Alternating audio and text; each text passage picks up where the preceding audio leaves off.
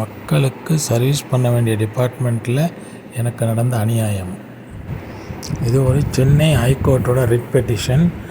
இங்கிலீஷில் உள்ளதை சரிவர அண்டர்ஸ்டாண்ட் பண்ணாமல் ரிட் பெட்டிஷனை பேஸ் பண்ணி கேஸே நடத்துறதுக்கு முன்னாடி என்னோடய பில்டிங்கில் உள்ள டெம்பரவரி இபி லைனை சோமையம்பாளையம் கோயம்புத்தூர் வடவள்ளி டிஸ்கனெக்ட் பண்ணியிருக்காங்க. டெம்பரவரி லைனை ஒரு ப்ராப்பர் ரீசன் இல்லாமல் 4 years ஆச்சு.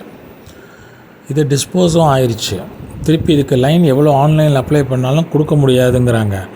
இந்த அரணி ஆர்கேட் அசோசியேஷன் ஒரு ஃபேக் கேஸை ஃபைல் பண்ணி இந்த அயோக்கியத்தனம் பண்ணிகிட்ருக்காங்க. இந்த காலனியில் எல்லாரையும் மிரட்டுறது, இடிச்சிருவேன்னு மிரட்டுறது, இடிச்சிடுறது, பில்டிங் கட்டோடாமல் தடுக்கிறது, இந்த மாதிரியெல்லாம் ஏகப்பட்ட பிரச்சனை அவனுங்க 10 வருஷம் பண்ணிகிட்ருக்காங்க.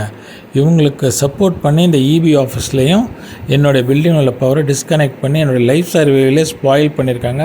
4 years பயன்படுத்த விடாமல். இதுக்கு சொல்யூஷன் என்னன்னே தெரியல. இன்றைக்கி